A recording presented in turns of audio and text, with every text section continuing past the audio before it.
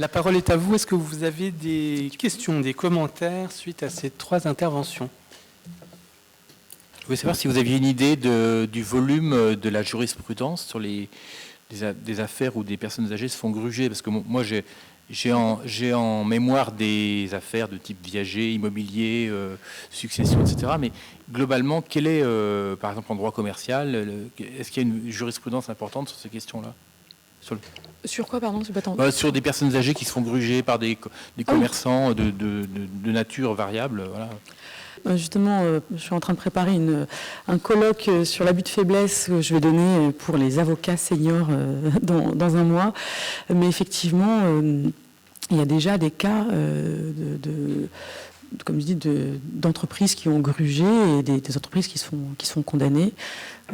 C'est malheureusement assez classique. Et là, il y a un groupe de travail qui s'est constitué, notamment pour lutter sur la vulnérabilité, l'abus de faiblesse dans le cadre de le maintien à domicile, avec des opérateurs qui pouvaient vendre, notamment par exemple des douches ou des salles de bain à des prix extravagants, alors que ça ne correspondait pas aux besoins des personnes, justement.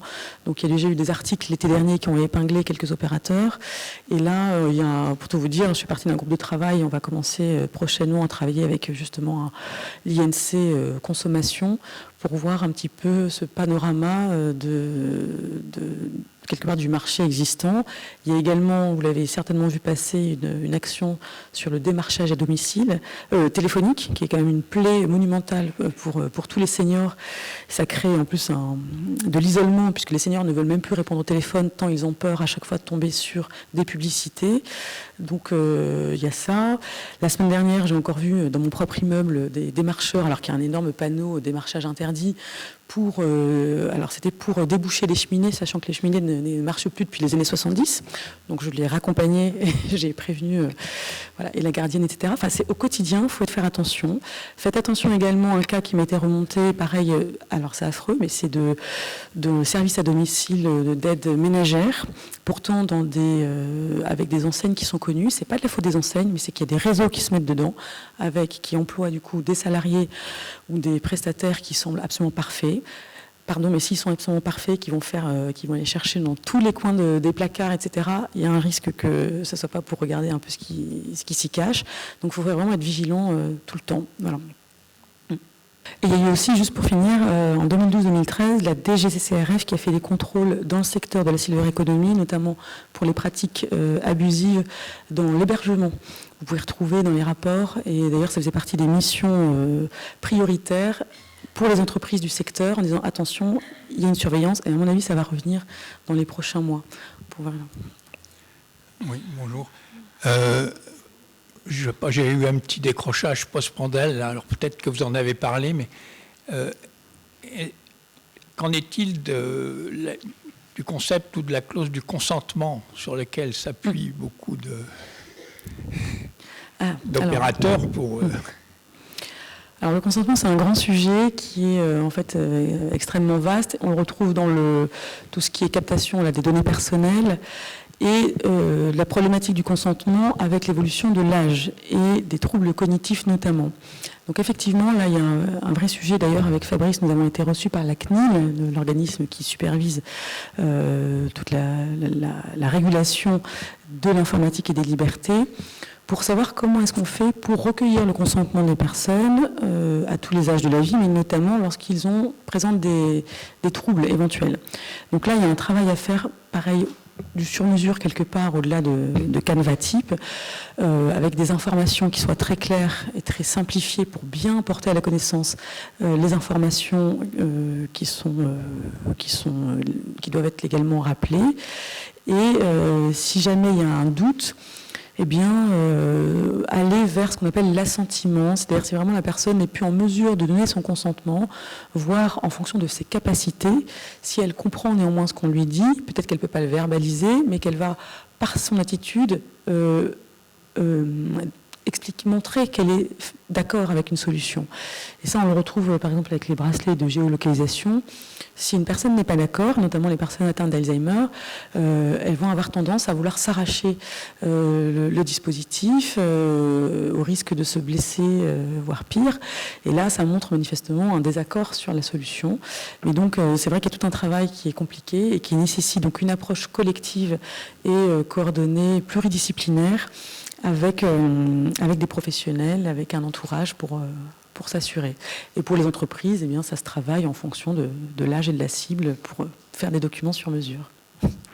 Parfois, il est difficile de savoir qui est réellement le client. Parce que, notamment, la difficulté, souvent, ça peut être l'entourage qui est cliente et qui est parfois pas la plus respectueuse en matière de droit pour aller et venir. Pour mon expérience en EHPAD, les plus grandes personnes qui veulent nous contraindre en matière d'aller droit devenir des résidents, c'est souvent leurs enfants. Donc, comment vous... Parce que j'imagine qu'en termes d'un certain nombre de dispositifs, ça peut souvent être la famille qui est peut-être le client principal, alors qu'il n'en est pas l'usager final. Donc, comment vous articulez ces deux dimensions? Je regarde Fabrice, parce que ça fait partie des points effectivement que nous avons développés dans ce rapport qui nous semblait vraiment très important. Comme vous le soulignez très justement, c'est effectivement très souvent les familles qui sont les premières irrespectueuses des droits et libertés des personnes, que ce soit la liberté d'aller et venir ou la vie privée.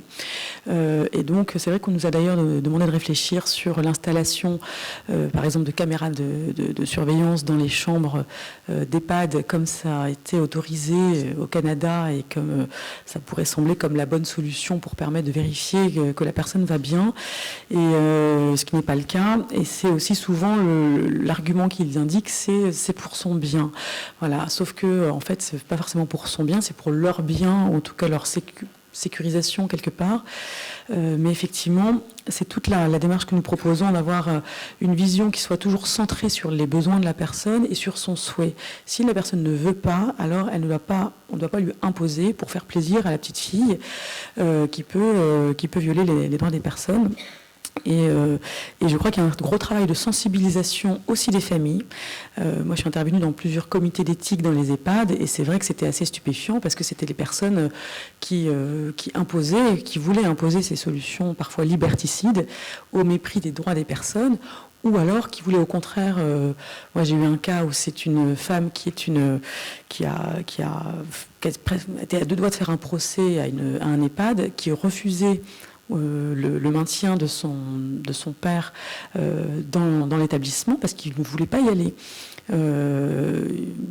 C'est certes qu'il avait des difficultés, mais il pouvait quand même continuer à vivre à domicile, et c'était son souhait. Sauf qu'en réalité, cette femme a insisté, elle s'est mise dans les personnes de confiance, elle s'est autodésignée, elle a signé les papiers remplis de rentrer dans l'EHPAD, etc. Et en fait, moi j'ai fait un petit courrier, j'ai aidé l'EHPAD à répondre à la personne au regard des textes en disant « ce n'est pas nous qui violons les droits et les libertés, c'est vous, madame, qui ne respectez pas la volonté de votre père et qui donc, finalement, est irrespectueuse ». Mais donc, si vous voulez, vous pourrez regarder dans le rapport, on développe ce point-là pour aller vraiment vers cette sensibilisation et cette prise de conscience de l'entourage, des bénévoles et des professionnels, d'avoir toujours cette réflexion, toujours dans l'intérêt de la personne. Vous avez évoqué tout à l'heure les interventions pour l'adaptation des domiciles aux personnes âgées. Pour ma part, je suis bénévole en charge des questions d'habitat à France Parkinson. Et donc, ce qu'on a pu constater avec d'autres prestataires, c'est que certains minorent certaines prestations, notamment d'ergothérapie, pour pouvoir accéder au marché, et demande aux entreprises de compenser la sous-estimation de l'intervention de l'ergothérapeute. En l'occurrence, c'est un tiers de la valeur réelle pour pouvoir faire un travail correct pour l'ergothérapeute. Donc, je voulais vous le signaler, comme quoi, je veux dire, c'est des pratiques déloyales en termes concurrentiels. Et qui cause aussi la question des conflits d'intérêts, comme on l'a dit, donc c'est pour ça c'est important d'avoir une impartialité, notamment pour ces techniques-là. Okay. Merci. On a de plus en plus de troubles cognitifs, nous, à domicile, et on n'a pas forcément les aidants à côté. Et parfois, on est avec les travailleurs sociaux sur des situations de grande vulnérabilité, avec des gens qui ne comprennent pas forcément à quel point ils sont en danger à domicile. C'est-à-dire qu'ils sont même plus capables parfois de faire fonctionner le micro-ondes, et on arrive, les frigos sont vides. Et là, le travailleur social nous demande d'intervenir, et on est un petit peu, lui, travailleur social, nous, responsables de l'aide à domicile, en train de faire signer des devis, des contrats à des gens qui ont vraiment besoin d'aide, mais on ne sait pas...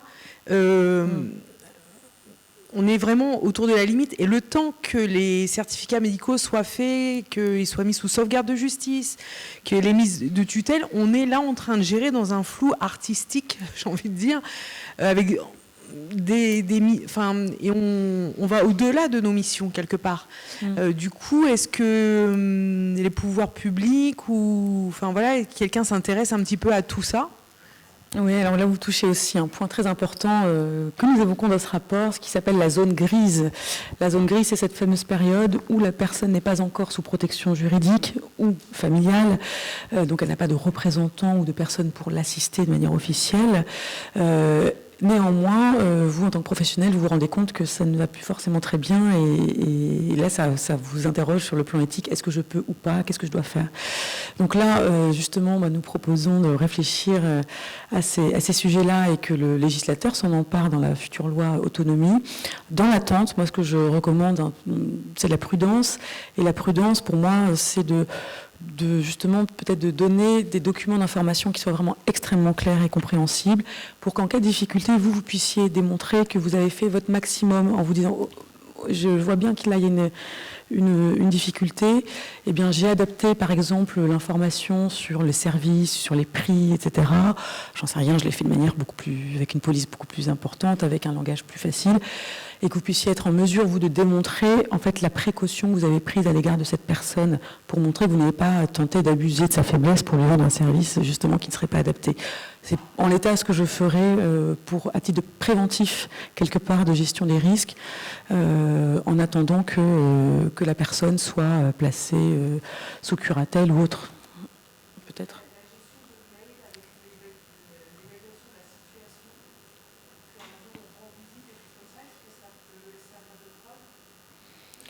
Alors, je ne vais pas répondre comme ça, mais on va dire que oui. Enfin, toutes les démarches que vous prenez qui montrent que vous avez tenté de faire votre mieux en l'état, quitte à éventuellement renoncer à une prestation de service si vous voyez que la personne vraiment n'est pas du tout en mesure de comprendre ce à quoi elle s'engage, là, du coup, vous serez protégé. Par contre, si effectivement vous vendez malgré tout, en faisant fi de cette information que vous avez finalement, ça pourrait vous être reproché en disant vous saviez et vous avez quand même vendu je ne sais quel service, alors que même que la personne risque sa vie. Après, vous avez aussi, je pense, la possibilité peut-être de signaler la personne ou son état. Je ne sais pas, dans son entourage, mais voilà les petites précautions à prendre. Qu'est-ce que toutes ces questions évoquent à Raphaël et Benjamin, cette prégnance sur ce sujet que toi tu as analysé sous l'angle de la construction d'une politique publique, et puis qu'un grand opérateur comme la CNAF, qui peut être amené à financer ou à des innovations ou à favoriser la mise en place de solutions de prévention, notamment, et dans ce champ-là, qu'est-ce que toutes ces interrogations là sur les abus, sur le cadre légal qui semble pas totalement encore sécurisant pour les personnes, est-ce que c'est des choses sur lesquelles vous avez travaillé? Est-ce que c'est des choses sur lesquelles la CNAF se positionne? Sur un champ purement législatif, non, la CNAF s'est pas forcément positionnée. En tout cas, moi, ce que ça appelle, c'est que à partir du moment où une catégorie de population, parmi lesquelles un certain nombre de personnes sont particulièrement fragiles, devient le cœur d'un marché, il y a forcément un sujet de protéger, et forcément un sujet de cadrage juridique attentionné et très spécifique. En tout cas, nous, même si on n'est pas à la manœuvre d'un point de vue législatif, on a intégré dans un certain nombre de pratiques, par exemple sur le sujet des aides à domicile et de la préconisation des heures d'aide à domicile. On a beaucoup parlé des départements, mais une partie des missions de la CNAV est aussi le financement des heures d'aide à domicile pour la population GIR 5 et 6. On a très rapidement et très tôt, ça fait bientôt 10 ans, voire 15 ans, intégré à la formation des personnes qui vont évaluer au domicile toutes des notions, si ce n'est d'éthique, en tout cas des points de vigilance autour de l'information la plus parfaite, du choix que souhaite mettre en œuvre la personne qui est bénéficiaire de plan. Donc voilà, pas forcément acteur d'un point de vue législatif, mais en tout cas on a intégré ces dimensions dans la manière de construire, nous, nos dispositifs. Mais pour le coup, à Autonome Lab, toutes ces questions-là d'éthique, on parlait tout à l'heure de consentement, sont très importantes. Dès la formation du Living Lab, il y a une charte éthique qui a été signée. Et surtout, en fait, pour qu'on ait un dispositif interne censé garantir un peu que ces questions d'éthique irriguent tous les projets, c'est qu'en fait, pour qu'un nouveau projet soit accompagné par le Living Lab, il doit être soumis à l'approbation d'un comité de suivi qui réunit un ensemble de partenaires des territoires, des collectivités, etc. Et ce comité de suivi, en fait, est dirigé par un représentant des usagers, donc des personnes âgées, ou des personnes en situation de handicap quand le projet est plus spécifiquement destiné aux personnes en situation de handicap. Donc par ce filtre-là, on essaye de s'assurer quelque part de n'accompagner, nous, que des projets qui ont qui sont en accord avec cette charte éthique. Et après, pour revenir une dernière fois sur la question du consentement dont on parlait, il y a bien évidemment le consentement au produit en lui-même, mais il y a aussi la question du consentement en amont du produit, puisque Autonome Lab, en tant que Living Lab, essaye de faire tester c'est pas forcément que des produits d'ailleurs, ça peut être aussi des services, mais avant même leur conception, enfin, au moment même de leur conception, de les faire tester par une sorte de panel d'utilisateurs pour justement mesurer à la fois l'utilité, est-ce que ce sont des produits et des services qui répondent à un besoin vraiment des personnes âgées ou pas, à la fois leur acceptabilité, etc. Et donc dans ce cadre-là, on fait aussi signer des consentements libres et éclairés, on explique, on a une méthode assez rodée, où à chaque fois on a une réunion où on présente très clairement l'expérimentation, le produit, et on demande le consentement des personnes. Merci. D'autres observations ? Alain Léon, Espace Éthique Grand Est. La filière Silver Economy a été annoncée en 2018. Je cite, son principal moteur était le développement d'activités de services et un outil de compétitivité pour les entreprises. Récemment, 2019, a été créée l'agence du numérique en santé. Et on assiste à l'heure actuelle, je dirais, un tour de France du numérique en santé et l'organisation, en fait, de journées de réflexion éthique par rapport à la mise en place, au développement de ce numérique. Je suis frappé par l'architecture à peu près similaire des deux gouvernances. En ce qui concerne le développement du numérique, nous assistons au développement d'un calendrier qui est extrêmement serré et extrêmement contraint, y compris en termes de réflexion éthique ou de démarche éthique.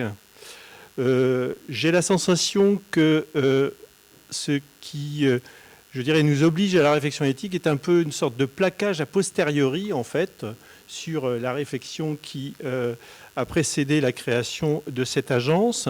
Ma question est la suivante, ou tout du moins j'ai deux questions. La première, est-ce qu'il y a une mise en commun, en fait, je dirais, des données de la réflexion en ce qui concerne la filière donc Silver Economy et le numérique en santé, d'une part, et que préconiseriez-vous pour que les futurs acteurs de santé, les plus jeunes, rentrent dans cette démarche tout en ayant été, je dirais, utilement éclairés, et non pas en leur demandant s'ils consentent, s'ils sont d'accord ou pas d'accord. Nous avons eu l'opportunité d'être mis en relation avec les représentants des missions actuelles sur le numérique et la santé, parce que évidemment c'est tout à fait lié. Tout ce qui est Silver Eco, il y a un grand champ évidemment de la santé. La santé, c'est quoi? C'est le bien-être pour des personnes, et ça touche que ce soit le médical pur finalement avec l'aspect soin, mais aussi l'aspect plutôt care, l'accompagnement, prévention de la santé, etc. Donc il y a évidemment des liens à faire et des travaux qui sont suivis en parallèle mais qui se parlent. Et si tu reprends le... Dans la mission qu'on a menée, c'était sur les aspects technologiques pour les personnes qui avancent en âge. Donc il y avait un croisement des deux, et on a effectivement pu bénéficier de choses qui avaient été faites dans le champ du numérique en tant que tel, puisqu'on a auditionné Dominique Pont, Laura Le Tourneau, David Gruzon et d'autres. Mais ce qui moi m'intéresse plus, c'est que dans les deux champs, j'ai l'impression effectivement il y a cette temporalité assez rapide.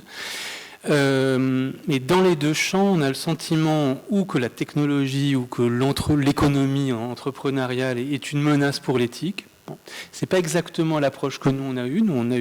On est parti du principe qu'il n'y avait pas de raison de soupçonner a priori les acteurs économiques de ne pas avoir un comportement éthique. Bon.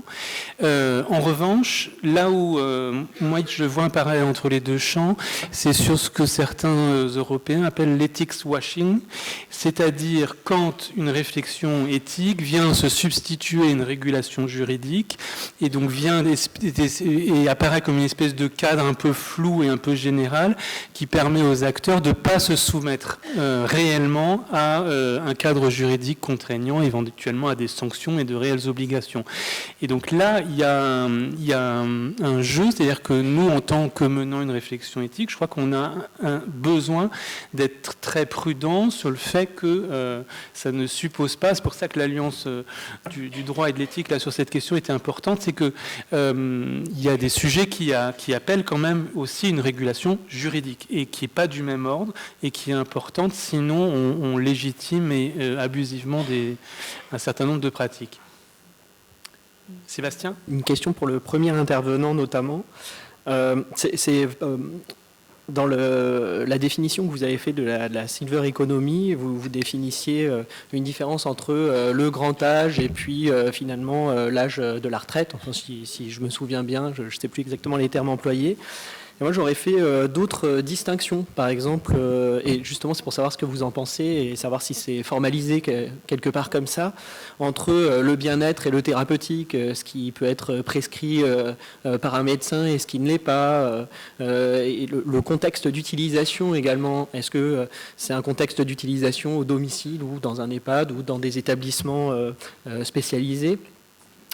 Et quand on parle de libéralisation, pour le coup, à voir si c'est des services qui sont radicalement nouveaux, c'est-à-dire des services qui n'existaient pas auparavant, parce qu'on ne songeait pas de cette manière-là au bien-être dans le vieillissement, ou bien est-ce que c'est l'arrivée d'acteurs du marché, de l'entreprise et de l'économie dans un domaine qui était auparavant le précaré de l'État ou du sanitaire, de l'hospitalier.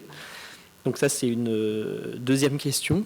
Et ma troisième question, et oui, il faut prendre des notes, parce que ma troisième question, c'est, vous avez parlé donc du secteur de l'État, enfin en tout cas de cette mainmise de l'État auparavant dans ce secteur-là, à travers les lois, voilà. Vous avez parlé du marché et dans le secteur du médico-social, on parle beaucoup de l'associatif. Et donc, qu'est-ce qu'il en est aussi, entre guillemets, de la société civile dans ce secteur de la silver economy ? Bon, merci.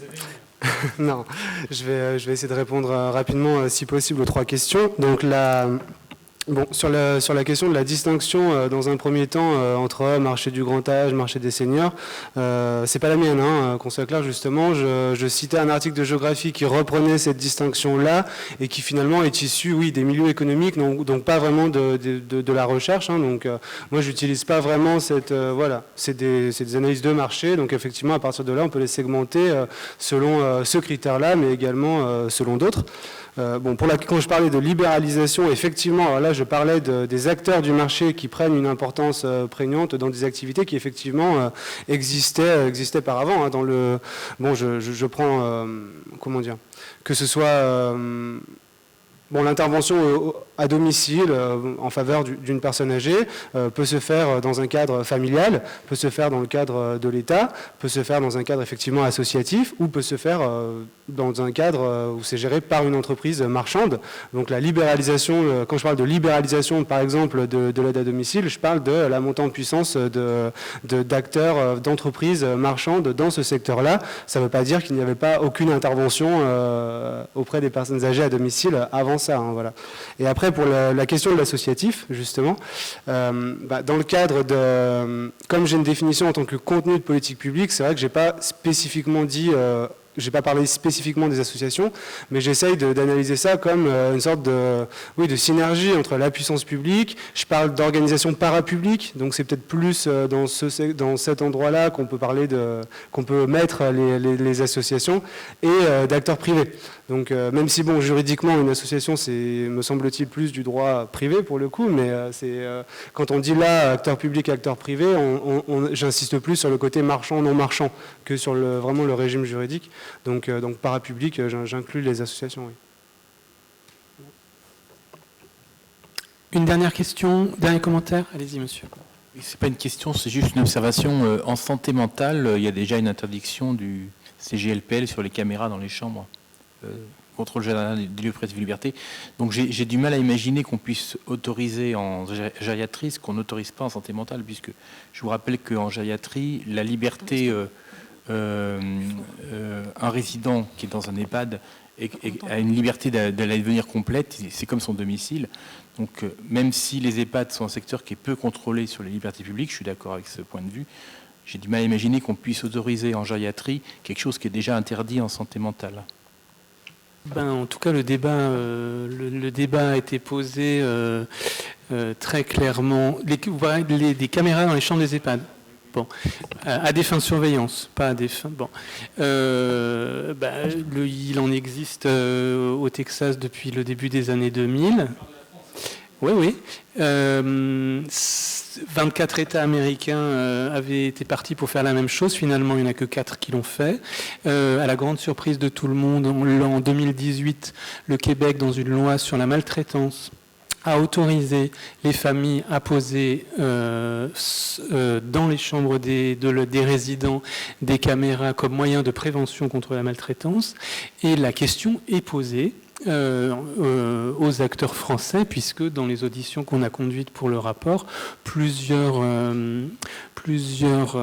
représentants des établissements privés, lucratifs ou non, nous ont dit qu'ils avaient été confrontés à des situations de familles qui le demandent. Donc, nous, on est de votre avis, c'est-à-dire qu'on a dit qu'on pensait que c'était pas du tout une bonne réponse au problème de la maltraitance dans les établissements d'hébergement, mais que ça supposait alors, dans ce cas, qu'il y ait des mécanismes de réponse aux situations de maltraitance présumées, et que les familles qui s'inquiètent pour leurs proches, à raison parce qu'elles constatent des ecchymoses ou des choses comme ça, aient des réponses plus rapides de la part des établissements, et qu'il soit apporté une autre réponse à ça, sans quoi rien n'empêche, le Québec n'est pas une société si différente de la nôtre, rien n'empêche que dans le cadre d'une loi maltraitance dans quelques années, ce soit un dispositif qui soit autorisé. Donc c'est pas mis en place institutionnellement, c'est rendu possible dans certains pays par la loi pour être mis en place par des